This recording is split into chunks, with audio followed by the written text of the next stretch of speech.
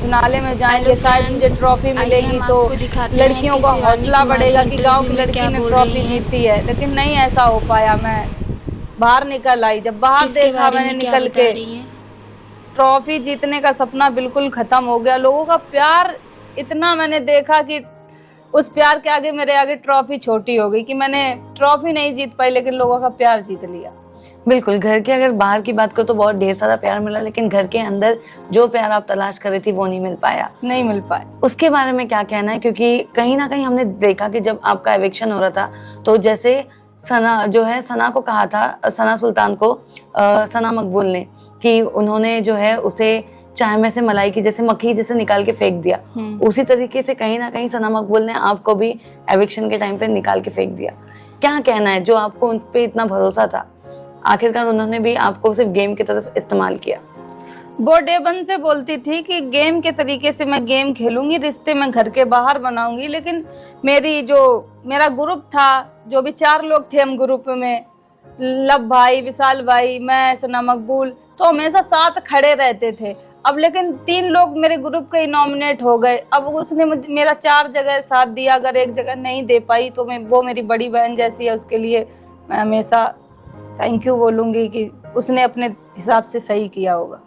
लेकिन घर के अंदर आपको कहते हुए सुना गया, देखा गया कि आपने जो है ग्रुप चेंज करके जो एंड में किया वो गलती की। अगर आप उस ग्रुप में रहती रणवीर वाले तो आप सेफ हो जाती। मेरा ग्रुप जहां आपका मन लगेगा आप वहीं तो बैठोगे। हम अरमान भैया के पास भी बैठते थे, बात करने की कोशिश भी करते थे कि इनके दिमाग में क्या चलता था। लेकिन उनकी जो बातें थी ना, एकदम माइंड वॉश करने वाली थी। जो भी वो बात करते थे ना, तो मुझे उनकी बात लग के ऐसे लगता था कि ये सही कर रहे हैं, सही बोल रहे हैं। लेकिन कहीं ना कहीं वो माइंड वॉश ही करते हैं। मैं तो सबसे छोटी थी वहां पे, सबसे छोटी ही थी, उनकी बातों में कहीं ना कहीं आ जाती थी। लेकिन मेरा ग्रुप बहुत अच्छा था। तो आप ये मानते हो कि रणवीर से ज्यादा बेटर जो है सना मकबूल वाला ग्रुप था? हाँ, मेरा ग्रुप अच्छा था। ठीक है। और दूसरी अगर बात करूँ तो हमने एपिसोड में देखा कि जहाँ पर आपका और कृतिका का इतना बड़ा लड़ाई झगड़ा हुआ कि उन्होंने कहा था कि जो है आपने हाथ नहीं धोया और आप डायरेक्टली किचन में आ गए थे। वो कब से आपको कह रही थी, आपने जो है खुजाया, आपने ना बोला, बट हमने वो कैमरे पे देखा था। जैसे कि आप हो, अब आप 24 घंटा यही थोड़ी ना देखते रहोगे कि हम कहाँ खुजा रहे, क्या कर रहे।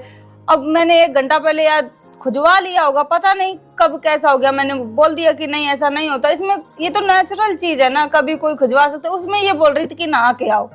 अब बताओ, शाम हो गई थी, मैं वहां नहाने जाती तो इस पे वो लड़ने लगी। उसका माइंड कहीं और चल रहा था। मैं संचालक बनी थी, उसको मैंने निकाल दिया था रेस से, तो उसका दिमाग वहीं से चल रहा था, उसको मुद्दा ढूंढने था, फालतू के मुद्दे बनाती थी। तो लेकिन चलो ठीक है, नहाना तो रणवीर ने भी कहा था कि वो मत नहाओ, लेकिन अगर आपने पैर खुजाया तो आप कम से कम हाथ तो धो लो। लेकिन आपने माना ही नहीं कि आपने पैर खुजाया है। आपने सीधा अपनी माँ की झूठी कसम खाई। मैंने झूठी कसम खाई, लेकिन मुझे याद ही नहीं था कि मैंने खुजवाया या नहीं खुजवाया। अगर आप कह रहे हो तो मैंने उनको लेके मैंने बोला था कि चलो तुम कह रहे हो तो मैंने अरमान भैया मुझे बोले थे, तब मैंने हाथ धोए थे। देखा आपने? हाँ, तो अगर ये भी बात है, नेचुरल चीज होती है, इस पे तो मैं कोई बड़ा बात ही नहीं बोलना चाहती हूँ कि खुजवा के माँ की कसम खाई है। ये तो मुझे नहीं याद था। और दूसरी बात, अगर घर के अंदर की बात करो तो जहां पर हमने वीकेंड के बारे पे देखा आपको जो है पोलोमी की अगर बात करो, जब वो घर के अंदर थी, तब जब आप लंगड़ के चल रहे थे, आपको चक्कर आ गया था, उसके बारे में क्या कहना है? क्योंकि वो जो है आप कितनी भी सफाइयां दे रही है, वो हमने भी देखा, एज एन ऑडियंस बहुत सारे लोगों ने देखा। वीकेंड के बारे पे अनिल कपूर ने कहा, घर के अंदर के सदस्यों ने भी वो चीज देखी। लेकिन मेरा जो मैं बेहोश हो गई थी उसका भी मजाक बना रहे थे लोग कि शिवानी ड्रामा कर रही, हर एक चीज का मेरे ड्रामा बता रहे थे कि ड्रामा कर रही। आप मेरा मेडिकल करवा लीजिए, मुझे प्रॉब्लम है। आप मेरा चैनल देख लीजिए, मैंने ऑन कैमरा कितनी बार बोला है कि मुझे प्रॉब्लम है, मुझे बेहोश हो जाती हूँ, मैं अगर कुछ ज्यादा सोच लेती हूँ मैं बेहोश हो जाती हूँ। और पॉलमी ने मुझे इतनी गाली दी थी, उस पे किसी ने एक सवाल नहीं उठाया कि इस पॉलमी ने इतनी गाली दी।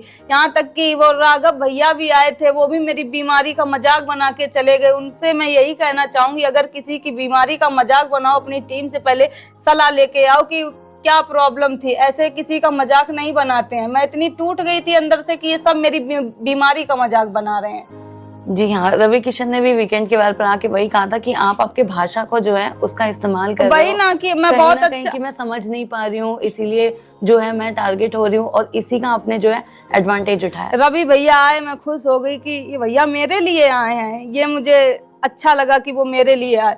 कहीं ना कहीं उन्होंने मेरी भाषा को लेके बोला कि शिवानी थोड़ा धीमे बोला करो, तुम्हारी बात अच्छी नहीं लगती, तुम उड़ता तीर लेती हो, मतलब मेरी गलती मुझे गिना दी। लेकिन एक बार भी रवि भैया ये बोल देते, पौलमी बैठी थी, ये बोल देते कि पौलमीन तुम्हें गाली दी, रणवीर भैया को बोल देते कि वो छोटी है ना समझ है अभी, ऐसे बोल देते तो मेरा और हौसला बढ़ जाते, तो मैं और अच्छा गेम खेलती।